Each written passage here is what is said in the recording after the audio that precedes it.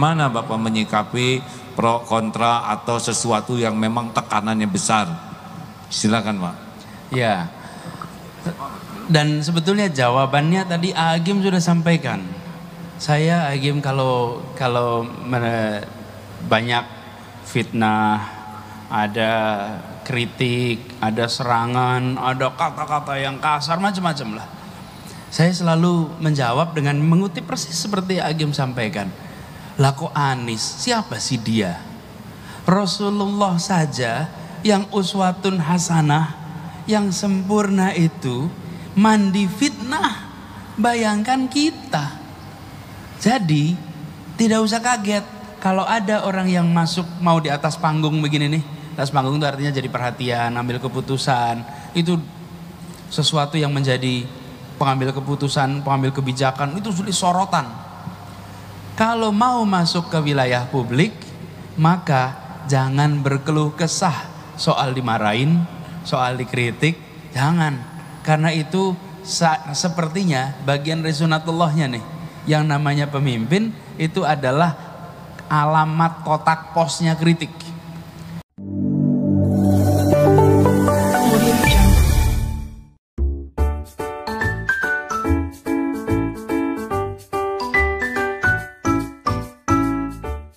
Sekarang juga Habib Anies sudah hadir beliau. Waalaikumsalam warahmatullahi wabarakatuh. Alhamdulillah, masya Allah, jazakallah khair. Alhamdulillah, nohon Pak. Masya Allah, nohon. Pimpinan menyampaikan salam, karena Mas sakit. Masya Allah, alhamdulillah. Di mana tuh? Ya, Mas Ipo di mana tuh? Di tengah aja, Gubernur. Jangan, loh. Kursi yang di tengah paling stabil. Oh gitu, jadi yang kiri kurang stabil. Terima kasih Anies, Mas Ipo silakan duduk. Boleh saya di tengah ini nggak apa-apa, menengahi ini. Selamat datang dan terima kasih Pak Gubernur. Sama-sama. Mas Ipo juga tadi sudah mendahului. Kita perkenalkan dulu, ini Majelis Taklim dimulai tahun 99. Tahun 1999 waktu presidennya Mbak Mega, ya. Dan sekarang setiap bulan begini, minggu kedua kurang lebih seperti ini, dan walaupun dulu zaman heboh ini stabil. Jadi yang heboh di luar, di sini juga yang datang karena penasaran saja. Baik, barusan saya izin sempurnakan ya kajian tauhidnya. Mangga, silakan. Kajian tauhidnya barusan tentang hadis sahih Muslim, betapa orang yang belajar ilmu dan mengajarkan kalau niatnya salah tidak mendapat apa-apa. Dan yang terakhir, siapa yang ketiga dihisab adalah orang yang senang sedekah. Dia tidak pernah ada kesempatan sedekah, selalu sedekah, tapi ketika di akhirat tidak berhasil menjadi ahli sorga. Penyebabnya adalah dia lebih menikmati sebutan orang sebagai dermawan daripada kedudukan di sisi Allah. Dari ketiga orang ini, kesimpulannya adalah waspada dengan orang yang suka sekali mencari kedudukan di hati makhluk sampai melupakan kedudukan di sisi Allah Subhanahu wa Ta'ala. Mau berjuang sampai mati sekalipun ternyata tidak diterima karena tujuannya mencari kedudukan di sisi makhluk. Nah, silahkan diperiksa status pic di medsos masing-masing, potretnya yang kapan ya. Kalau usia sudah segini, pasang potret yang 10 tahun yang lalu. Nah, kita mencari kedudukan, ingin kelihatan awet muda. Diarsir dulu enggak, pakai aplikasi. Kalau ingin mulus sudah kebohongan publik. Sederhana memang ya, tapi sudah jelas kita lebih suka dinilai orang daripada dinilai Allah. Kalau ada mobil bagus dipotret, apa niatnya? Kenapa nyender di mobil orang? Padahal yang punyanya ada di dalam. Kalau yang kecil-kecil saja kita sudah bohong, tidak jujur, terus apa yang kita miliki? Ingat ilmu botol kemarin terakhir, satu botol minuman harganya 5.000. Ganti isinya dengan jus, jadi 10.000 ganti dengan madu jadi 100.000. Isi yang membuat harga tuh, bukan casing. Sekarang ganti dengan comberan, tidak ada harganya. Mau kedudukan setinggi apapun di negeri ini, kalau isinya tidak baik maka tiang. Begitulah, saya tidak boleh ada tiang yang terluka. Sudahlah, tidak boleh ngomongin orang. Apa kabar Pak Anies? Alhamdulillah. Sehat? Alhamdulillah, terima kasih banyak kemarin Mas Andi kesini. Alhamdulillah. Dan Terima kasih undangannya. Alhamdulillah. Jadi Pak Anies teh usia berapa sekarang? Di bawah 50 tahun gitu. Saya lahir tahun 69. 69. Oh, alhamdulillah. Mas Ipo? Saya 40-an. 40-an. Saya lahir tahun 62 Januari, udah 56 sekarang. Jadi adik-adik ini ya harus sabar. Kita itu kalau jumlah ukuran umur nggak bisa ngelawan. Nggak bisa Pak. Mau besok pun tetap kalah, mau tahun depan pun kalah. Makanya itu pertanyaan pertama Pak. Alhamdulillah. Jadi Pak Anies, kami menyikapi episode takdir ini dari segi ketauhidan ya. Betapa seperti di dalam surat Ali Imran 26, tu'til mulka man tasya. Allah lah yang menetapkan begitu, walaupun terpikir tidak dulu jadi gubernur sebelumnya Pak? Dulu? Ya. Sama sekali tidak pernah Sama terpikir. sekali tidak terpikir Sama ya. sekali. Ini menjelang pilkada masih terpikir atau enggak juga waktu itu? Kalau sekarang itu saya bisa bilang begini, memang menonton itu lebih enak daripada menjalani. Oh gitu ya. Kalau sekarang kan kita lihat itu. Iya Pak. Kalau dulu kan menjalani. Saya tidak pernah membayangkan. Bahkan ketika awal-awal, ini awal, saya cerita ya. Bebas. Jadi awal 2016 saya masih bertugas di kementerian. Suatu ketika kami rapat pimpinan dengan para eselon 1. Saat itu di Jakarta lagi ramai. Karena waktu itu Pak Ridwan Kamil datang ke Jakarta. Bertemu dengan Pak Basuki. Kemudian waktu itu Jakarta lagi cari siapa calon gubernur. Dan dibicarakan 2 nama. Pak Ridwan Kamil dan Ibu Risma dari Surabaya. Bapak waktu itu masih menteri waktu itu? Saya menteri. Nah, saya rapat di kementerian. Selesai rapat kita makan, duduk, kan biasa ngobrol nih. Terus yang diobrolin, siapa nih calon gubernur Jakarta? Terus saya waktu itu bilang, ini siapapun calonnya, kompetisinya pasti ketat. Siapapun orangnya, nanti pasti lecet-lecet. Saya nggak membayangkan bahwa yang lecet Bapak. Makanya hati-hati dengan kata-kata gitu ya kira-kira. Itu jadi kayak seperti doa tuh. Jadi ketika kemudian saya dicukupkan tugas di kementerian, saya pun masih nggak pernah membayangkan. Saya ke Bandung waktu itu Kak. Saya ke Bandung cari peralatan untuk ke pelosok gitu. Dengan teman-teman Wanadri waktu itu. Karena kami akan mendatangi anak-anak kita yang bertugas di pelosok. Kita ada anak-anak pengajar muda itu yang tugas di pelosok tanah air. Saya sudah berencana akan keliling saja. Jadi tidak pernah membayangkan. Bahkan ada satu lagi, kalau boleh cerita nih. Boleh ya. Ini dongeng nih, boleh kan ya? Boleh. Tapi ini ada Allah itu bekerja dengan cara yang misterius. Tanggal 23 September 2016 itu adalah tanggal pendaftaran pilkada. Tanggal 20 September saya dijadwalkan, tanggal 23 itu, tanggal yang sama, saya dijadwalkan berada di New York untuk bicara mengenai dialog global tentang pendidikan. Kebetulan saya dapat tugas keynote di sana. Nah, ketika saya selesai jadi menteri, saya lapor ke mereka bahwa saya sudah tidak lagi menjadi menteri, undangannya dari Januari, ini September, Juli saya sampaikan saya tidak lagi, lalu mereka mengatakan tidak, undangannya tetap untuk Anda dan Anda tetap diundang untuk bicara.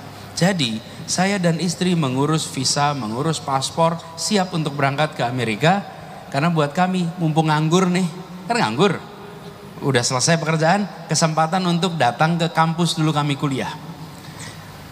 Itu 23 September. Sesudah Idul Adha, kira-kira sekitar tanggal 15-an saya sakit kena nyamuk demam berdarah. Dan karena nyamuk demam berdarah, saya dirawat di rumah sakit dan dokternya mengatakan kalau bisa demam berdarah begini, dengue dianjurkan tidak bepergian jauh. Kalau tidak kena nyamuk, saya berada di Jakarta. Tapi kena nyamuk saya jadi. Kalau tidak kena nyamuk, Bapak di New York. Di New York. Ya. Kalau karena kena nyamuk saya di Jakarta. Konsentrasinya Masya Allah ini. Jadi kalau waktu itu saya tidak sakit, Pak, saya lagi nggak di Jakarta dan saya nggak ikut proses itu semua. Jadi kalau tadi ditanya apakah pernah menduga, tidak, merencanakan, tidak. Tapi saya waktu itu sampaikan ketika saya dipanggil pertama kali, saya sampaikan begini, saya akan konsultasi pada ibu dan keluarga. Kalau ibu meridhoi, saya akan jalan. Bila ibu mengatakan tidak, maka saya tidak akan kerjakan. Lalu saya bicara dengan ibu, dan ibu waktu itu mengatakan, Anis, bila ini memang panggilan tanggung jawab umat, jalani. Tapi kalau itu kepinginan Anis, jangan dijalani. Jadi karena itu, Allah. bismillah saya jalankan itu. Masya Allah, dipotong dulu segitu ya. Jadi sekarang kita tahu bahwa beliau itu jadi gubernur syariatnya oleh nyamuk, benar? Kepada yang digigit nyamuk jangan suudon ya. Siapa tahu ini persis seperti yang nyari jodoh, Pak Anies. Ada yang doa, ya Allah saya ingin punya jodoh. Lalu keluar rumah langsung ada yang melirik kepada dia. Tanpa rasa malu mendekat dan menggigit betisnya. Ya Allah kenapa saya minta jodoh yang datang anjing betina. Akhirnya dibawa ke dokter. Kata dokter disuruh ke rumah sakit. Barulah akhirnya ketahuan takdir. Ternyata gara-gara gigitan anjing itulah dia bertemu dengan calon istrinya, yaitu sesama pasien, hadirin. Nah, jadi jangan suudzon kepada takdir yang berkelak-kelok itu gitu ya. Begitu ya Pak Anies ya. Ini penting hadirin, seperti ini kita kan tidak dalam bahasan politik. Ini kajian tauhid. Itu nyamuk ciptaan Allah. Yusabbihu lahu ma fis samawati wa ma fil ard. Nyamuk itu bertasbih dan nyamuk tidak menggigit kecuali yang ditetapkan Allah harus digigit nyamuk. Dan orang tidak akan pernah keluar dari apa yang Allah gariskan. Oleh karena itulah baca hikmah ini akan membuat jauh lebih indah perjalanan hidup dibanding hanya membaca keinginan. Sepakat begitu Pak? Nah selanjutnya kenapa minta doa orang tua Pak? Ibu, doa ibu. Kenapa enggak doa bapak gitu? Saya Kalau itu teknis saja. Abah Allah yarham sudah wafat. Oh Masya Jadi, Allah. kalau maaf, abah masih ayah, saya panggilnya abah. Jadi abah, kalau abah masih ada, pasti saya akan tanya pada ibu dan ayah. Dan itu adalah sesuatu yang saya kerjakan dalam semua urusan. Saya percaya sekali ibu adalah pembuka jalan kita. Doa ibu itu memudahkan semua urusan. Dan menurut saya kunci yang sering terlewatkan dari apa yang kita jalani selama ini adalah bagaimana kita menempatkan ibu kita. Rasulullah menyebut 3 kali ketika ditanya. Dan menurut saya kita semua, saya selalu dalam hal-hal yang mendasar itu akan selalu konsultasi bicara dengan ibu. Masya Allah. Ini ilmu tambahan bagi kita untuk mengevaluasi bagaimana karunia Allah yang sangat besar yang ada tuh ya. Untuk betul-betul kita sempurnakanlah. Mungkin banyak hal yang harusnya menjadi celaka tidak jadi, berkah dari ibu mendoakan keselamatan. Jangan-jangan Pak, ini Pak yang ditangkap-tangkap KPK juga doa ibu. Iya Pak, saya suka mikir gitu. Iya, kan ibunya mendoakan punya anak soleh. Sedangkan waktu jadi pejabat, dia susah solehnya. Maka ditangkap KPK. Makanya seharusnya para ibu yang anaknya ditangkap itu bersyukur. Tuh kan gak jelas gini. Ini ilmu tauhid hadirin. Nah, selanjutnya. Tapi pernah ini ngobrol soal korupsi. Ya. Saya beberapa waktu yang lalu, udah lama ini kira-kira 2013 mungkin. Waktu itu 2013 ada peringatan Hari Ibu. Kita kan biasanya kalau peringatan Hari Ibu ngucapin selamat pada ibu. Saya waktu itu mengusulkan menganjurkan agar ibu-ibu mengirimkan pesan bagi anaknya. Jadi bukan ibu kita mengucapkan ini ya, mengucapkan selamat pada ibu, tapi bilang begini. Ibu-ibu bilang, ini hari ibu nih. Kalian ingat, ibumu yang melahirkanmu, ibumu yang mengandungmu, dan katakan, rahim ibumu bukan tempat bibit calon koruptor. Rahim ibumu bukan tempat lewatnya koruptor, dan ibumu tidak melahirkan calon koruptor. Karena itu nak, jangan kau korupsi. Wah, karena itu Masya memalukan Allah, ibumu. Masya Allah. Jadi di hari ibu ingatkan orang bahwa ketika tadi bilang ada orang diproses begini, kita itu kan sebenarnya yang paling berat merasakan tuh ibunya kalau ibunya masih ada.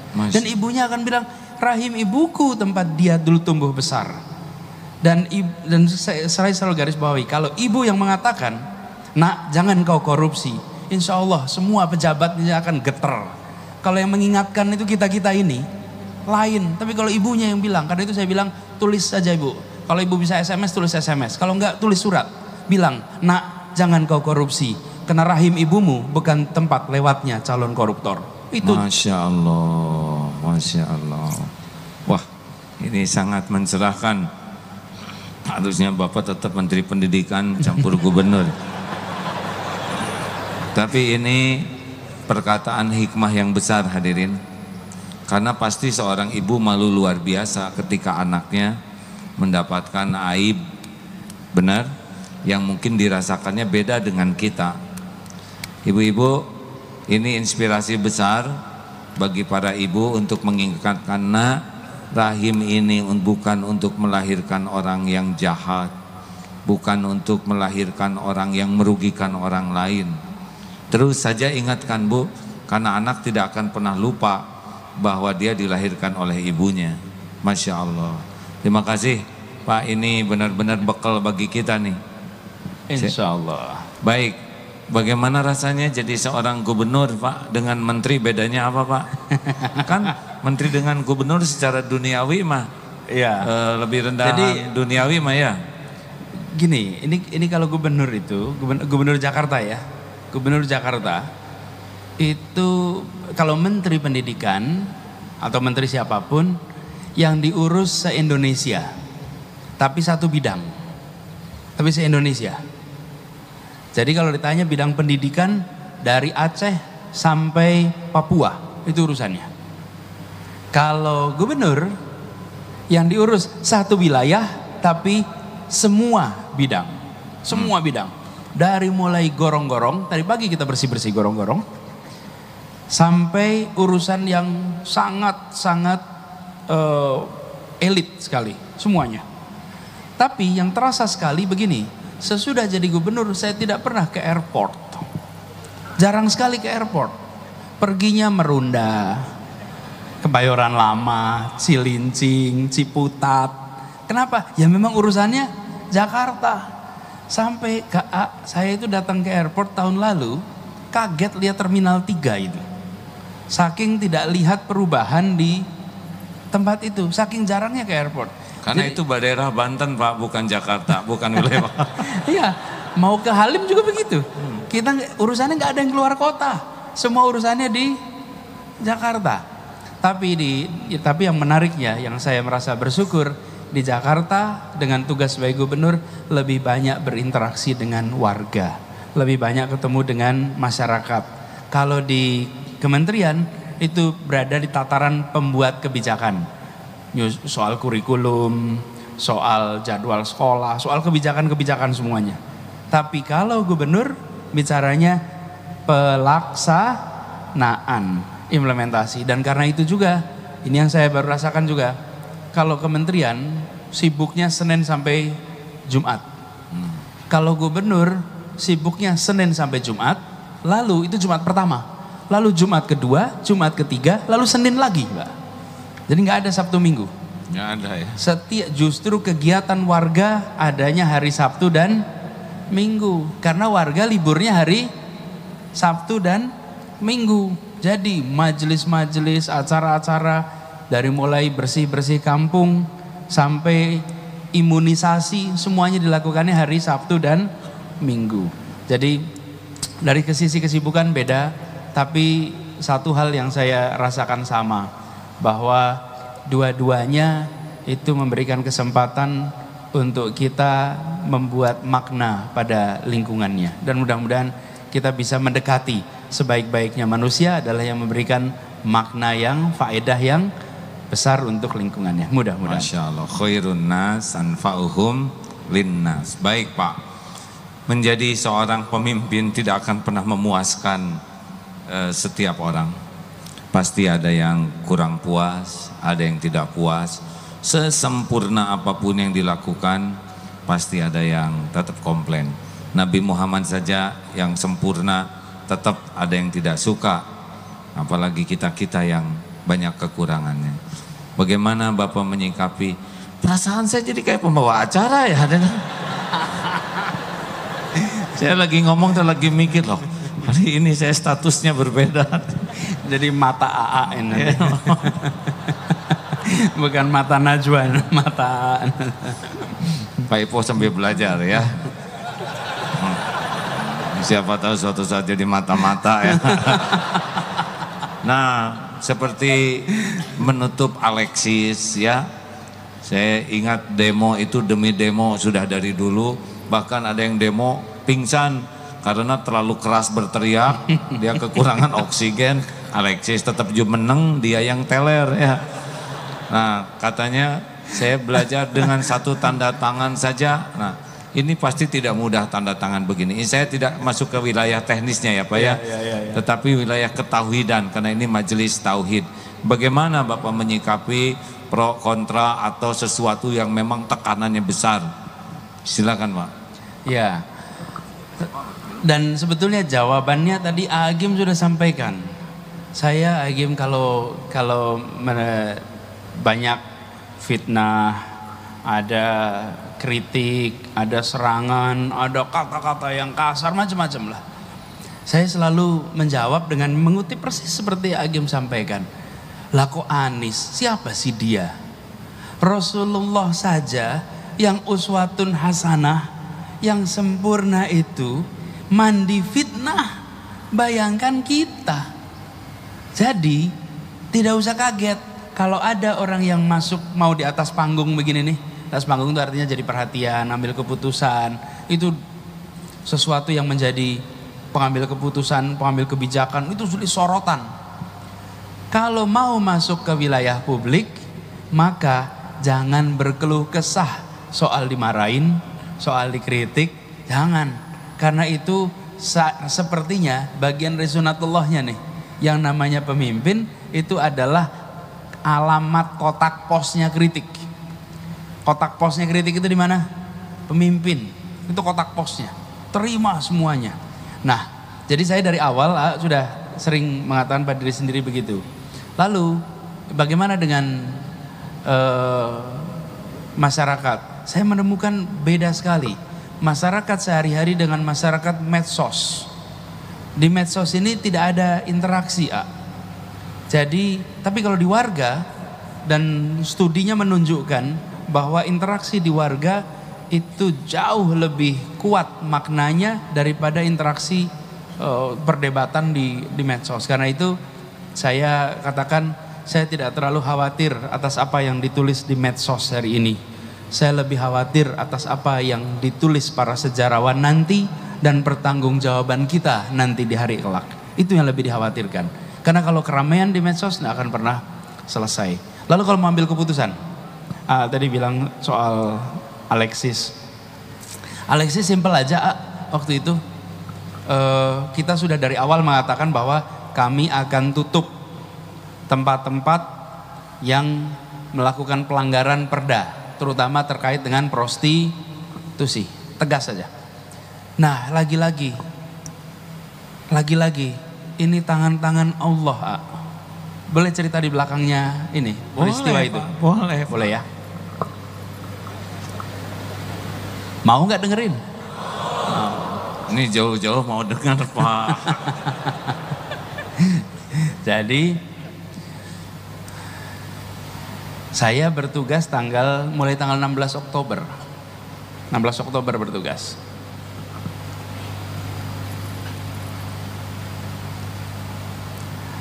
Lalu ada tempat hiburan ini yang izinnya habis bulan Agustus, tapi belum diperpanjang. Baru masukin perpanjangannya tanggal 13 hari Jumat. Tanggal 16 saya mulai tugas. Begitu saya mulai tugas, saya panggil semuanya, saya katakan tidak ada perpanjangan tanpa izin dari gubernur. Semua urusan. Karena saya mungkin baru mau tugas, belum tahu apa saja. Tahu-tahu pada nyelonong gitu, perpanjangan. Jadi saya katakan tidak boleh ada perpanjangan tanpa izin gubernur. 2 hari kemudian kepalanya datang, Pak, ini ada yang mengajukan perpanjangan, namanya Alexis. Oh, ini yang ditunggu. Gitu. Jadi pucuk dicinta ulam tiba ya Allah yang ngatur. Padahal itu makanya Allah yang mengatur. Dan kita coba kalau dia sudah memperpanjang bulan Agustus, kan habis Agustus, maka saya harus membatalkan. Kalau ini saya tidak pernah membatalkan, saya hanya mengatakan saya tidak perpanjang. Kalau tidak diperpanjang artinya tidak boleh beroperasi. Kalau saya membatalkan, maka pemerintah mengubah keputusan. Betul tidak? Dari diizinkan jadi dibatalkan. Kalau ini kami tidak beri izin. Terus Pak, tenaga kerjanya, loh wong izinnya habis kok tenaga kerja. Pada saat Anda merekrut orang, Anda tahu izinnya habis bulan Agustus. Udah tahu. Kita kalau bikin usaha kan begitu. Tahu izinnya 2 tahun, ya jangan ngerekrut orang untuk kerja 3 tahun. Betul tidak? Betul. Jadi yang kami lakukan kemarin itu adalah menutup dengan cara tidak memberikan perpanjangan. Dan begitu itu mereka nggak bisa nuntut. Kalau saya membatalkan mereka bisa nuntut. Kami menuntut apa dasarnya kami dibatalkan. Kalau ini, wong kita udah tahu kelakuannya gimana, nggak kita terusin izinnya. Jadi alhamdulillah secara legal aman, sama sekali tidak ada konsekuensi. Dan alhamdulillah kalau bicara tentang rezeki, banyak yang waktu itu bilang, Pak Anies nutup prostitusi, nutup tempat hiburan seperti itu, nanti pendapatan Pemda DKI turun, nanti pendapatan pemerintah turun. Itu dikatakan semuanya. Anda boleh cek sosmed, boleh cek media online sekitar akhir Oktober, semuanya pada bilang pendapatan turun. Sebaliknya, Allah mentakdirkan DKI tahun ini pertama kalinya target pendapatan naik dan melampaui target sampai 103% dari yang kita dapat. Alhamdulillah. Jadi sumbernya diganti, yang itu ditutup dan sebetulnya yang ditutup bukan cuma satu, cuma yang ramai satu, kan yang terkenal satu. Kalau yang lainnya kurang terkenal, mungkin karena dulu nggak pernah di demo jadi kurang terkenal. Yang lainnya kita tutup, cuma nggak jadi berita. Dan apa yang terjadi? Justru pendapatan kita pertama kali melampaui 100%. Alhamdulillah. Alhamdulillah. Yang membuka, menahan, mengunci rezeki itu cuma satu, Allah Subhanahu wa taala. Jadi jangan risau, bener aja. Insya Allah barokah. Luar biasa. Boleh saya sedikit komentari Pak Anies ya? Ahlan wa sahlan.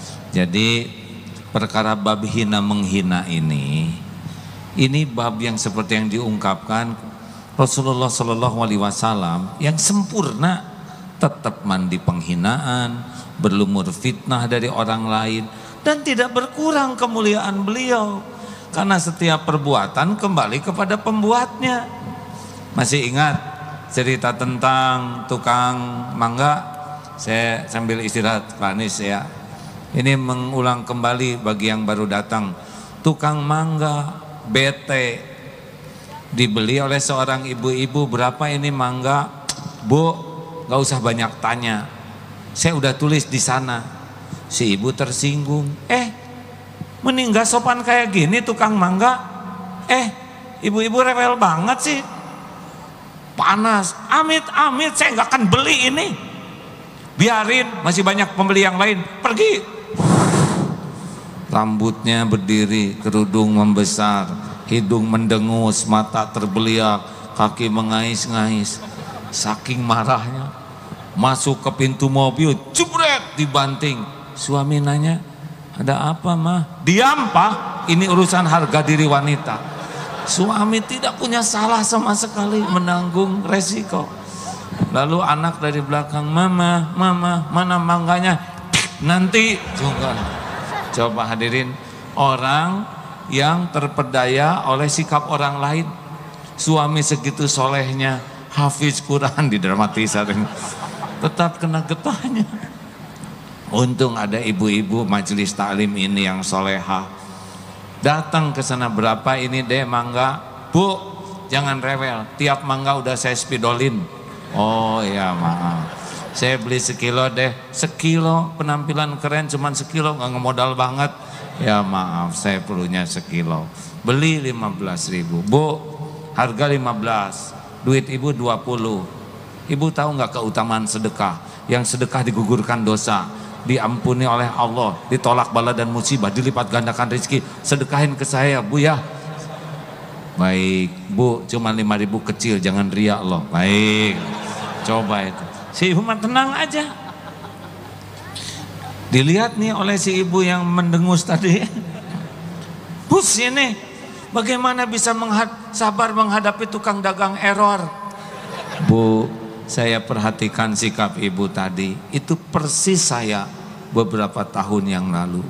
Saya mudah tersinggung, saya mudah jengkel, saya mudah marah. Akibatnya komplikasi penyakit saya. Darah tinggi, plus darah kental, dan kurang darah. Ada gitu penyakit kayak gitu. Kaligata, ambeien, pokoknya komplikasi. Kata guru saya, penyakit lahir itu diakibatkan penyakit kolbu sebagian besar. Jadi bagaimana bu ngobatinnya? Obatnya sederhana. Saya tidak mau diperdaya, dipenjara oleh perilaku orang lain. Saya tidak mau diatur oleh perilaku buruk orang lain. Saya hanya mau diatur oleh apa yang Allah sukai. Itu saja. Dia melotot, biarin. Itu mata dia. Kita juga punya mata sendiri, kedip, normal. Dia ngomong jelek, itu pilihan dia. Kenapa saya harus ikut ngomong jelek? Kalau dia ngomong jelek, kita ngomong jelek. Dia melotot, kita melotot. Dia menghina, kita menghina. Mau ngapain sekolah tinggi-tinggi? Kalau bisanya cuma niru keburukan orang. Mau ngapain ikut majelis taklim? Kalau kerjanya hanya ngeladenin kebusukan orang. Kita punya standar yang Allah sukai. Makanya dia ngomong jelek, kita ngomong baik aja. Dia melotot, kedip. Dia nyebut monyet, hei monyet kamu. Bukan, manusia. Sembuh tuh penyakit. Saya juga udah nyobain Pak Anies dihina. Udah tahu kan zaman saya dibully dulu. Ini saya tidak ngungkit-ngungkit masa lalu hadirin. Tapi apa salah saya coba Pak Anies? Ya nggak? Sah menurut agama, sah menurut negara. 7 tahun dibully itu Pak.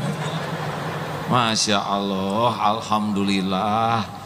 Tanpa dibully mungkin saya masih belum bisa mengenal Allah dengan baik. Justru dibully itulah yang membuat kita bisa menyadari bahwa penghinaan orang kepada kita jauh lebih sederhana dibanding kehinaan kita yang sesungguhnya. Makanya kalau saya baca yang menghina, cetek dibanding dengan aib saya yang ditutupi oleh Allah Subhanahu wa taala. Kalau ibu ada yang ngomong tuh, si ibu banyak omong, alhamdulillah, berarti dia tidak tahu saya banyak hutang, banyak aib. Itu beberapa teknik supaya makin kuat aja ya, kan baru setahun dibulinya, belum lama. 7 tahun Pak Anies saya tuh baru ringan-ringan, akhir-akhir ini saja. Untung ada pilkada. Baik, alhamdulillah. Mas Ipo mau nanya enggak? Saya mau nanya lagi ya. Bagaimana efek kegiatan yang padat dengan keluarga? Kan pasti waktu untuk keluarga jadi berkurang. Ya. Bagaimana nih Pak? Betul sekali. Jadi ini Agim salah satu tantangan kita yang tinggal di Jakarta. baik yang tugasnya jadi gubernur maupun yang tugasnya lain-lain. Semuanya punya masalah yang sama. Berangkat pagi-pagi, pulang malam. Betul nggak? Banyak sekali. Banyak di kantor nih, staf yang berangkatnya 4:30 pagi dari rumah. Jam 5 pagi. Sudah sampai di kantor jam 6. Karena kalau berangkatnya lebih telat, macet. Dan ini cerita jamak nih di Jakarta. Nanti pulangnya malam, tidak ketemu anak. Nah, saya juga mengalami hal yang sama. Karena itu kami sesudah pindah ke Jakarta, kami memutuskan untuk berbagi tugas. Jadi saya pagi berangkatnya itu tidak terlalu pagi. Kenapa? Karena saya biasanya pulangnya malam. Jadi pagi jadi kesempatan untuk ketemu dengan anak-anak. Jadi tiap pagi kita ketemu dengan anak-anak sebelum anak-anak pada berangkat ke sekolah. Lalu siang mereka di sekolah, saya juga kerja. Malam, saya biasanya pulang malam, anak-anak sudah pada tidur. Lalu Sabtu dan Minggu diikhtiarkan untuk bisa kegiatan sama-sama. Mereka juga ada kegiatan di sekolahnya, tapi kita cari slot waktu yang kita bisa sama-sama. Lalu sering Jumat sore atau hari yang lain, ibu istri saya dengan anak-anak itu ketemuan di salah satu tempat di Jakarta, sehingga tidak harus tunggu ke rumah. Saya hari ini belum pindah ke rumah dinas, masih tetap di rumah saya di Lebak Bulus, karena anak-anak sekolahnya di sana. Dan kalau pindah itu saya dekat kantor, tapi anak-anak jauh ke sekolah. Jadi bagi tugasnya begitu, dari sisi waktu. Bisa nerima itu Pak keluarga dengan kesibukan Bapak sekarang? Alhamdulillah mereka, tapi ada satu lagi yang saya ingin sampaikan selain waktu adalah komunikasi. Jadi kapan saja mereka bisa telepon saya untuk urusan apa saja.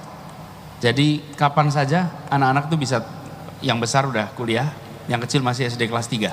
Yang SD kelas 3 belum punya telepon. Tapi kalau dia perlu sesuatu bisa telepon kapan saja, bisa bicara kapan saja. Jadi kedekatan itu dijaganya lewat itu. Tapi kuncinya menurut saya ada justru pada istri saya, bukan di saya. Ferry namanya. Kalau Ferry di depan anak-anak berkeluh kesah, maka anak-anak saya akan semua berkeluh kesah. Kalau Ferry di depan anak-anak mengatakan bahwa ini Anis kurang waktu di rumah, Anis banyak di sini, Bapak, misalnya nih, saya udah janjian, sering kejadian, udah janjian, nggak taunya acaranya nggak selesai on time. Jadi saya janjian sama anak-anak dan keluarga terlambat. Kalau saat itu ibunya anak-anak berkeluh kesah, maka anak-anak akan ikut berkeluh kesah. Saya bersyukur sekali bahwa saya ditakdirkan didampingi istri yang tidak pernah berkeluh kesah di depan anak-anak. Wah, mantap. Alhamdulillah. Dengar ibu-ibu. Saya rasa itu kuncinya. Dan saya sepakat Pak. Saya bersepakat Pak. Apalagi kalau kompak dua-duanya begitu ya. Maksudnya suami dan istri. Wah. Baik, Masya Allah. Sudah diam, hadirin jangan ikut campur. Masya Allah, karena saya sangat percaya bahwa keseimbangan itu akan membuat seseorang bisa memimpin dengan lebih bijak, ya. Beda dengan daya dukung rumah kurang, anak-anak kurang, dia tidak bisa maksimal memimpin. Kalau di rumah juga tempat keseimbangan hati itu tidak didapatkan. Ya. Sepakat tidak begitu, Pak? Sepakat ya. Bayangin, pokoknya, kalau ya di balik kesuksesan seorang lelaki pasti ada seorang perempuan. Ada beberapa orang ya, ibunya, bisa istrinya, bisa anaknya, tapi pasti itu menjadi bagian dari keseimbangan kemampuan mental seseorang. Sepakat ya Pak ya? Sepakat. Saya mendengar ini menjadi sangat yakin dengan itu. Sebagaimana yang saya rasakan. Bagaimana Pak? Soalnya memang saya bayangin, saya tidak terbayang kalau saya harus pulang malam sampai di rumah justru disambut dengan kenapa baru jam segini, kenapa? Alhamdulillah. Boleh dengan teman-teman yang membantu saya dekat, semuanya tahu persis. Tapi juga penting bagi saya untuk mengatakan apa adanya. Kalau memang pulangnya malam, jangan bilang pulang awal. Jadi katakan memang malam. Dan apa yang saya kerjakan diketahui sepenuhnya oleh istri, oleh keluarga. Jadi tidak ada, insya Allah nggak ada yang aneh-aneh kemudian. Jadi dengan begitu kepercayaan itu, kesaling percayaan itu terjaga. Dan mudah-mudahan ini terus. Kami baru usia masih bawah AA, masih belajar masih belajar. Jadi belum tuntas ini. Mudah-mudahan didekatkan dengan ikhlas dan dimudahkan untuk jadi orang tua yang baik untuk anak-anaknya. Amin, amin ya rabbal alamin. Allah Maha mendengar, Pak. Insya Allah. Hal yang kita garis bawahi ya, komunikasi itu jadi dekat dengan 3 kuncinya. 1, aman. Jadi kalau komunikasi tidak aman, dikit-dikit dipotong, dikit-dikit dimarah, dikit-dikit disalahkan, nggak ada komunikasi. Jadi kalau ingin dekat dengan anak, jangan suka motong, jangan telepon hanya buat nyuruh sholat, pasti nggak diangkat teleponnya. Ya, pasti nyuruh lagi nih. Pokoknya harus aman. Yang kedua, suportif, harus bersifat membangun. Bagaimana kita dengar istri beliau yang membangun terus, itu membuat nyaman kita tuh berdialog. Setiap orang pasti bisa bikin salah, benar? Ada seorang anak yang tidak mau masuk ke rumah, bukan anak saya cerita ini ya. Kenapa nggak mau masuk? Rupanya nilainya jelek. Tenang, nah nilai berapapun yang penting bisa jadi lebih baik. Berapa nilainya coba? 4, Pak. 4? Alhamdulillah, Bapak dulu 3, nak. Langsung ceria si anak. Gara-gara 3, Bapak belajar, Bapak jadi bintang kelas. Kamu ciri-ciri mau jadi bintang kelas. Tuh jadi akrab, benar? Coba 4 belet di mana? Macet tuh. Makanya harus suportif, membangun. Dan yang ketiga, seperti yang dikatakan beliau, terbuka. Yang bisa bikin potensi masalah itu adalah enggak terbuka. Kita harus mau terbuka kepada orang yang memang menjadi bagian dari hidup kita. Jadi enggak ada kecurigaan. Tuh, jelas? Bu, Ibu, apakah Ibu mau punya suami yang jujur? Yang jelas, mau? Tuh, dengerin Pak, ya. Apakah Ibu siap kalau suami Ibu mengatakan yang sejujurnya? Sok salah wae, udah Pak terusin aja Pak. Ibu mah dibelain jadi nggak jelas gini. Tapi memang Pak Anies harus siap ya dengan beberapa sifat wanita. Bapak mungkin belum begitu paham, tapi saya agak paham. Coba, ini pelajaran yang lama. Bu, Ibu yang baik, kalau Ibu dikejar anjing mau bagaimana? Lari ya Pak ya. Kalau Ibu dan anjing lari, cepetan mana? Nah begitulah kadang-kadang bicara dulu ya, baru berpikir. Udah mikir bingung dia. Udah bingung terus ketawa sendiri, tapi tidak minta maaf. Itu biasa adanya. Tenang aja Bu ya. Baik Pak Anies, semoga diistiqomahkan keluarga ini. Mas Ipo belajar terus, menyimak. Masih muda, tenang ya. Pak Anies, ini berkaitan dengan cita-cita Bapak. Jakarta tuh mau diseperti apakan dengan Pak Sandi Uno tuh? Ke arah mana dibawanya Jakarta ini?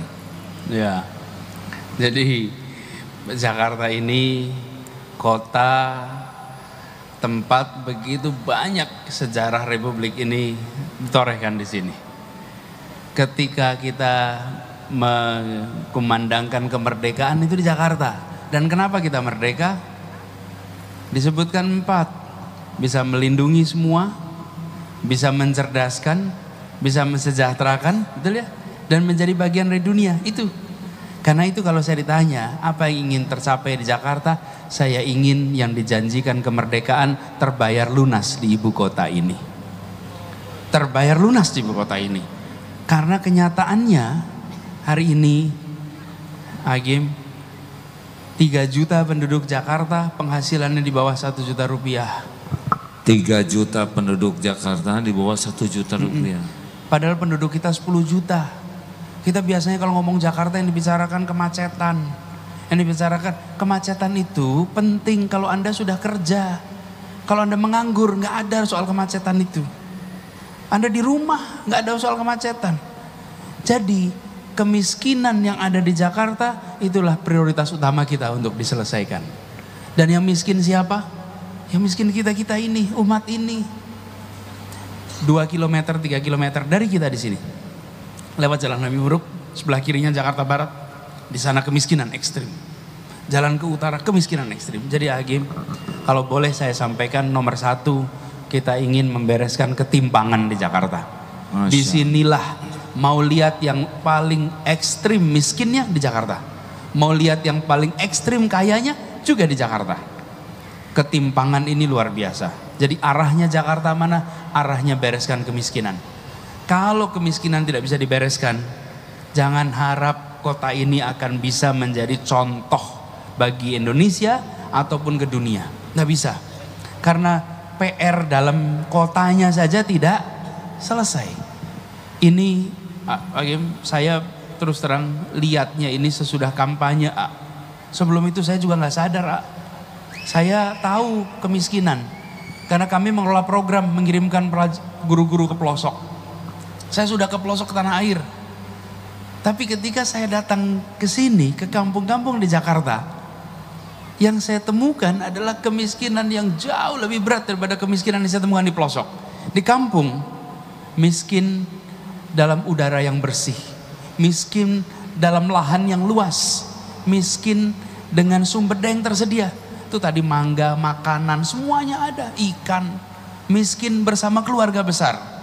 Tapi sampai di Jakarta, miskin dalam ruang yang amat sempit. 3 kali 4 dipakai 5 orang, 6 orang. Padatnya luar biasa, kumuh, kotor, tanpa pekerjaan yang jelas. Jadi kalau boleh saya ceritakan panjang nanti. Jadi kemiskinan. Yang kedua adalah pendidikan. Di Jakarta ini, masa sih Jakarta Utara itu yang lulus SMA cuma 52%. 48% anak kita tidak pernah lulus SMA. Ini ibu kota. Tempat yang dari kita ini, dari Masjid Istiqlal ini hanya beberapa kilometer, Jakarta Utara itu. Separuh kalau nggak lulus SMA itu, daftar office boy aja nggak bisa. Ini ibu kota. Jadi yang nomor 2 adalah pendidikan. Kita kalah sama beberapa kabupaten di Papua. Jumlah persentase yang lulus. Pendidikan, bukan hanya lulusnya, tapi insya Allah kualitasnya. Dan kalau kita bicara akhlak itu dapat lewat apa? Pendidikan. Bagaimana bisa membangun kota bagus jika warganya tidak terdidik? Karena itu pendidikan kunci. Yang ketiga adalah lapangan pekerjaan. Orang datang ke Jakarta untuk mencari pekerjaan. Lapangan pekerjaan di sini harus dibuka, dikasih kesempatan. Jakarta harus setara. Kemarin kami buat keputusan bahwa Jalan Sudirman dan Tamrin harus terbuka untuk sepeda motor. Kita putuskan, ramai Kak dikritik. Kenapa kami mengizinkan sepeda motor? Ini bukan sok simpati mau cari hati, bukan. Kami lihat data. Satu hari di Sudirman Tamrin ini, dari mulai ujung BI sampai ke Ratu Plaza, setiap hari ada 480.000 delivery ke jalan ini. Pesan makanan, nganter gadget, ngasih pesanan ini, jemput, 480.000 per hari. Siapa itu? Orang kecil semuanya. Orang kecil, nggak ada yang naik mobil Pak. Itu dari mana datanya? Alhamdulillah kita punya perusahaan-perusahaan digital yang kemudian mereka dari data itu kita tahu. Nah kalau kita tidak buka jalan ini, maka kesempatan untuk sejahtera di Jakarta akan hanya dimiliki oleh sebagian orang. Jadi kalau boleh dibilang 3 itu Nomor 1 bereskan kemiskinan, yang kedua adalah soal pendidikan, yang ketiga soal lapangan kerja. Baru habis itu adalah kita bicara tentang transportasi, banjir, sampah. Dikerjakannya bareng-bareng, tidak boleh tidak. Tapi prioritasnya itu artinya, kalau prioritas itu terlihatnya di mana? Di anggaran. Semuanya dikerjakan. Besarnya anggaran menunjukkan prioritasnya kemana. Bayangkan membangun pembangunan itu, sebagian bangunan itu bisa dibangun 1 kilometer itu bisa 500 miliar. Tapi untuk kampung miskin berapa uang yang dialokasikan? Jadi itu kira-kira prioritasnya. Insya Allah mudah-mudahan diberi kemudahan untuk menjalankannya. Tuh kan kita mah nggak pernah membayangkan juga ya. Ada yang seperti ini, kita merasa Jakarta metropolitan saja. Karena kita lulus SMA, kita merasa semua orang lulus saja. Karena kita punya pekerjaan, kita merasa setiap orang udah kerja. Padahal ternyata begitulah amanahnya. Baik, yang terakhir nih sebelum kita tutup, siapkan dulu buat sedekah, Deden ya. Masih ingat sedekah tuh yang di YouTube itu? Yang 100.000 dengan 1.000, ingat nggak? Itu kebanyakan mikir tuh. Ya, ada yang sedekah jamaah ngeluarin 2 lembar 100.000 dengan 1.000, mikir yang mana? Aduh 100. Akhirnya diputuskanlah yang 100.000 dilipat dan dimasukkan ke saku, yang 1.000 dimasukkan ke kotak infak. Tahu-tahu ada kakek-kakek dari belakang ngasih uang 100.000. Kaget, saya aja cuma 1.000, kakek nggak kelihatan keren, sedekahnya 100.000. Luar biasa sih kakek. Masukin lagi ke kotak infak, ditepuk lagi dari yang belakang, itu jatuh dari saku. Nah gitulah adanya. Hati-hati yang pelit-pelit ya, ini hanya peringatan saja ya. Kalau saudara sedekahnya pelit, coba tes keimanan mah gampang, dari ini aja. Kalau punya uang 120.000, mana yang dimasukin ke sini? Jujur, jujur. Jujur dulu, ini jujur dulu. 20, tambah rezekinya jadi 125.000. Berapa yang ke sini? 5.000. Jadi 127.000 berapa? 2.000 lagi, Pak. Baik, Pak Anies, apa yang Pak Anies harapkan dari jamaah ini? Tadi sudah jelas cita-cita. Sekarang apa yang bisa kami lakukan nih? Yang pernah milih kan waktu itu? Benar? 2 atau 3? Silakan, apa yang diharapkan, ya. Keterlibatan apa nih dari masyarakat Jakarta ini? Ya, terima kasih ya Hakim. Kami berharap bahwa saudara-saudara semua yang di sini ikut merasa sebagai warga Jakarta. Kalau merasa warga Jakarta itu merasa memiliki. Kalau ini contoh nih, kita lewat parkiran di depan rumah nih, ada beberapa motor kotor. Kira-kira kalau kita mau bersihkan, bersihin semua motor atau motor kita sendiri? Motor kita sendiri, karena kita merasa memiliki motor. Kota ini banyak sekali penghuninya yang tidak merasa memiliki kotanya, sehingga buang sampah di mana saja. Ada masalah diam. Contoh nih, contoh masalah. Anak-anak main pinggir jalan. Kalau itu ada kita, ditegur. Jangan kau main di pinggir jalan, bisa kena tabrak nanti. Betul tidak?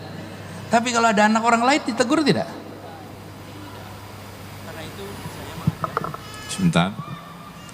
Maaf. Ya, terima kasih. Tes. Karena itu saya mengajak pada kita semua, mari jadi merasa warga Jakarta. Dan hari-hari ini saya usul bersihkan lingkungan. Saudara-saudara semua, ajak warga membersihkan lingkungan. Membersihkan lingkungan itu bersihkan sampah. Jangan biarkan sampah ada di mana-mana. Saudara-saudara semua, Hakim, Jakarta ini setiap hari terkumpul sampah. Mau tahu jumlahnya berapa? Sampah di kota Jakarta per hari 7.000 ton. 7.000 ton. 7.000 ton sampah per hari. Berapa truk itu, Pak? Waduh. Udah ribuan truk gitu. Setiap hari. Kenapa? Karena kita umumnya membuang sampah di mana saja, kapan saja. Jadi anjuran saya nomor 1 soal sampah, tolong bantu bersihkan. Yang kedua, kalau ada kegiatan di kampung, ikutlah. Dari mulai majelis taklim, maulud, pertemuan RW, pertemuan RT, saudara-saudara semua yang di sini jangan pasif, apalagi yang muda-muda. Ikut terlibat. Kenapa ini penting? Karena yang senyatanya membangun masyarakat itu adalah masyarakat sendiri. Pemerintah itu menyiapkan infrastrukturnya, jalanannya, paritnya, airnya, tapi sosial masyarakatnya ya masyarakatnya sendiri. Karena itu semua jamaah di sini saya harap kalau boleh mereka itu jadi motor-motor penggerak di kampungnya masing-masing. Karena itu yang kemudian bisa membawa perubahan di masyarakat di Jakarta. Bagian kami tanggung jawab untuk menyiapkannya, menyiapkan infrastrukturnya. Tapi saya meminta pada saudara-saudara semua di sini, tunjukkan ketika kami yang menang, kita semua menang, maka kita bukan hanya mengandalkan pemerintah berbuat, tapi kita semua ikut berbuat dan bertindak. Itu aja. Masya Allah. Boleh saya sedikit cerita pengalaman di pesantren Pak? Kecil sekali pesantren Darut Tauhid. Mangga. Jadi kalau kita ingin merubah sesuatu, rumusnya 3M. Ingin Jakarta berubah nih, ingin Indonesia berubah, maka 3M. Yang pertama, mulai dari diri sendiri. Ulangi. Mimnya kurang panjang. Mulai dari diri sendiri. Ulangi. Yang kedua, mulai dari hal yang kecil.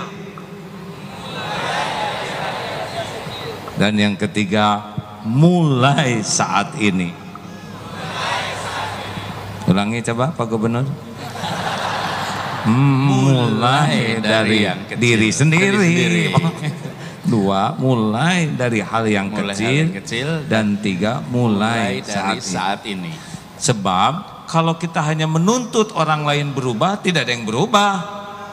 Kita yang harus, tapi banyak yang harus dirubah. Kalau tumpukan bata sangat banyak, lihat bata terdekat, ambil dan pindahkan. Karena hanya melihat tumpukan bata tidak ada yang pindah. Nah, kami mencoba begitu Pak di pesantren. Saya ingin sekali sendal di masjid itu rapi, daripada saya nyuruh tiap santri masuk masjid rapiin sendalnya, lama-lama takut kualat, makanya sendal dirapiin kiai. Jadi ingin toilet bersih, tiap tungguin bawa sikat, gosek, nanti yang masuk disikat. Makanya kalau ingin merubah apapun, ubahlah diri kita sendiri. Beda rasanya kalau kita mengubah diri sendiri, asa ada nikmat tersendiri daripada hanya menuntut orang lain yang berubah. Dan jangan yang gede-gede, kalau nggak bisa yang kecil tapi dilakukan. Dan jangan nanti, karena nanti belum tentu ada. Untuk sampah kami juga ada rumus Pak, namanya TSP. Ulangi. Tahan dari buang sampah sembarangan. Ada sampah, tahan, nggak boleh dilempar. Yang kedua, simpan sampah pada tempatnya. Jangan dibuang, nggak masuk nanti dia, nambah kerjaan. Simpan. Kalau buang sampah kan begitu. Kalau simpan, insya Allah tepat. Dan sampah tuh tidak boleh diperlakukan hina, karena dia juga bisa manfaat kalau dikelola dengan baik. Simpan. P-nya, pungut sampah adalah sedekah. Kira-kira nambah nggak sampah Pak? Enggak. Di pesantren kami bersih, rumusnya ini. Tiap yang punya sampah tahan. Kalau nggak menemukan tempat sampah, saku. Nanti ketemu tempat sampah baru dimasukkan. Tiap lihat sampah, sedekah, ambil. Makin banyak sampah yang diambil, makin sedekah. Sampah tidak nambah, yang ada malah habis. Tamu berdatangan dari sana sini, dikasih rumus. Tamu silahkan datang, bawa kembali sampahnya ke tempat asal gitu. Jadi nggak nambah. Jadi tiap bis itu diharapkan punya keranjang sampah, dimasukkan, bawa lagi ke tanah air mereka. Bagaimana menurut Pak Gubernur? Keren itu. Iya betul sekali. Itu yang harusnya dilakukan. Jadi bahkan kita sekarang sudah mulai harus memilih barang yang tidak meninggalkan residu, sisa. Nih mau belanja, bawa tas, jadi nggak perlu ambil plastik, tas kresek tuh, sehingga nggak ada sampahnya karena kita bawa tas. Nanti waktu beli barangnya juga milih barang yang nanti bisa didaur ulang sama yang tidak bisa didaur ulang. Jadi di rumah juga begitu, kalau ada acara mau pilih pakai gelas plastik atau mau pilih pakai gelas yang bisa didaur ulang, yang kaca nih yang bisa dibersihin, bisa ini. Jadi itu saya setuju sekali. TSP. Kami bisa bantu untuk Insya Allah melatihnya, nanti Pak, kita ya. pakai buat di Jakarta ini. Ada lagi Pak, belum selesai ya. Apa lagi? Namanya kalau di kami itu menentukan sekali orang bisa naik pangkat, naik kelas tuh BRTT. Ulangi. Bersih, rapi, tertib, teratur. Ulangi. Bersih, rapi, tertib, teratur. Sana harus begitu. Tempat makan BRTT, kamar BRTT, parkir BRTT. Kalau santri tidak BRTT nggak naik tuh walaupun pintar, karena dia sudah tidak bertanggung jawab untuk dirinya dan untuk orang lain. Mau apa pintar orang tidak tanggung jawab. SD berapa tahun? SMP, SMA 12 tahun sekolah. Ada yang nyimpen sampah pada tempatnya aja nggak bisa tuh Pak. Belajar apa 12 tahun, kuliah 5 tahun, parkir motor aja nggak bisa pada tempatnya. Belajar apa? Pinter nggak ada gunanya, gelar tinggi nggak ada gunanya kalau dia zolim, karena menempatkan sesuatu tidak pada tempatnya namanya zolim. Merokok, maaf ya Pak, menurut saya itu ke paru-paru zolim, ke paru-paru orang zolim. Merokok yang baik itu dikunyah. Mungkin asal nggak ada asapnya. Kalaupun mau pakai merokok, dibungkus kepalanya pakai kantong semen, jadi utuh bagi dirimu seorang. Bagaimana Pak menurut? BRTT ini penting Pak, budaya BRTT. Ya, bagus tuh. Jadi TSP ke BRTT nantinya bersih, ya BRTT bersih, rapi, tertib, teratur. Karena kalau sudah begini nyaman Pak, nyaman ya. Dan ini yang disampaikan ini mendasar. Karena yang namanya budaya itu sebenarnya kata lainnya kebiasaan. Jadi tidak ada yang namanya budaya bersih itu datangnya lewat pengajaran. Adanya lewat pembiasaan. Jadi mau diajarin berkali-kali itu yang terjadi di kita. Diajari berkali-kali terus menerus tapi tidak ada proses pembiasaan karena itu tidak jadi kebiasaan. Jadi yang penting nanti kita coba jadikan kebiasaan. Kalau udah jadi kebiasaan pribadi, kebiasaan kelompok, kebiasaan masyarakat, mudah-mudahan bisa menjadi kebiasaan kota, insya Allah. Mungkin ke depan Pak, semua majelis ini pulangnya dibagikan buku kecil ya Pak, seperti TSP. Setuju tidak Pak? Nggak apa-apa, nanti kami cetakan. Kalau nggak ada biaya, biarlah kami sendiri yang membiayai. Tapi masa sih nggak ada ya nggak? Sebagai bonus aja Pak, sedikit lagi. Nanti makanya Pak Anies silakan mampir ke pesantren Bandung, belum ya Pak ya? Nah nanti sebagai gongnya adalah karakternya itu bebas komiba. Nah, ada lagi nih rumus. Berantakan, rapikan. Basah, keringkan. Kotor, bersihkan. Miring, luruskan. Bahaya, amankan. Bebas komiba. Oh ya. Jadi standar, lihat keset miring, set, luruskan. Ke toilet ada peninggalan orang yang berkesan, bersihkan. Nggak usah nanya, nggak akan ada yang ngaku, benar? Lihat ini miring apa tuh? Hiasan dinding miring, luruskan. Karena pernah ada seorang penceramah pakai kopiah hitam begitu Pak, semangat, saudara-saudara, menceng ke sini. Padahal ceramahnya sedih, tapi tetap orang ketawa karena miring, hadirin. Dan setiap bahaya, lihat ada duri, ambil, ada puntung rokok, ambil. Kalau itu sudah menjadi karakter kita, bebas komiba, kita bisa beramal banyak sekali dalam hidup ini Aneh tapi nyata, hasilnya lingkungan kita menjadi BRTT, bersih, rapi, tertib, teratur. Dengan kata lain, kami siap bekerja sama Pak dengan Pak Gubernur, karena tidak hanya cuman milih, kita pun harus tanggung jawab untuk bisa melaksanakan apa yang kita cita-citakan bersama. Mungkin ada pesan-pesan terakhir sebelum Terima Bapak kasih. meninggalkan dunia yang acara yang fana ini Pak. Maksudnya apa ini Kak? Ya. Gini, saya terima kasih sekali. Saya ingin sampaikan sebagai pribadi dan sebagai gubernur bahwa telah secara rutin datang ke Jakarta dan ikut mewarnai suasana, ikut menumbuhkan akhlak warga Jakarta. Atas nama pemerintah provinsi saya menyampaikan terima kasih. Terus yang kedua, saya ingin sampaikan juga apresiasi kepada semuanya yang selama ini sudah terlibat di kegiatan warga. Saya ingin mengajak lebih intensif. Dan saya berharap Bapak Ibu semua di sini yang disampaikan oleh Agim itu, ini saya dengarkan, saya sering mendengar rekamannya. Sering, bahkan dulu alhamdulillah waktu haji kita sebelahan tenda nih, satu maktab kita ketika di Mina di sana.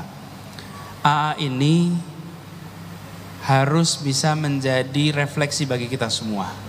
Untuk apa? Kekuatan dari, kalau boleh saya komentar sedikit, kemampuan ini adalah merefleksikan apa yang dijalaninya. Tidak semua kita menjalani hal yang sama. Tapi tidak semua kita mau merefleksikan atas apa yang kita jalani. Kalau kita merefleksikan apa yang kita jalani, muncul apa? Hikmah. Kalau muncul hikmah jadinya pengalaman. Ada orang menjalani hal yang sama. Sama-sama jadi supir, sama-sama nyupir 2 tahun. Tapi yang satu setiap waktu refleksi atas apa yang dikerjakan. Dalam waktu 2 tahun, dia nilai pengalamannya seakan-akan 5 tahun. Dibandingkan dengan yang hanya menjalani sebagai supir. Dalam menjalani kehidupan merefleksikan dan ditambah lagi refleksinya ini dengan prisma. Prismanya apa? Prisma tauhid.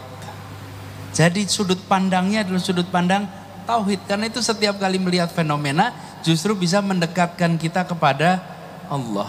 Saya membayangkan lebih banyak lagi keluarga yang insya Allah bisa melahirkan dan mendidik anak-anaknya sehingga bisa seperti Agim ini. Reflektif dan bisa kemudian mengambil hikmah dari yang jalani dan melihat dari sudut pandang lain. Tadi tuh cerita tentang orang yang marah, bagaimana lihat dari pandangan lain. Kita kan melihatnya lucu, geli gitu bukan? Kenapa? Karena beliau mengungkapkan sesuatu yang normal, cuman kita nggak kepikir. Itu memikirkan yang tidak terpikir. Jadi mudah-mudahan majelis yang rutin ini menjadi hikmah bagi kita semua, bukan saja di tempat ini, tapi kita laksanakan dalam keseharian nanti. Terima kasih. Alhamdulillah. Mas Cipo, ada itu yang terakhir sebelum meninggalkan acara yang fana ini. Baik, sahabat sekalian, ada yang mau berikrar syahadat. Acara kita mendengar yang syahadat, lalu kita bertafakur sejenak, mengevaluasi perjalanan hidup kita dan tutup doa ya. Halo teman-teman, jangan lupa terus saksikan konten-konten di Eno Glowing, like and subscribe.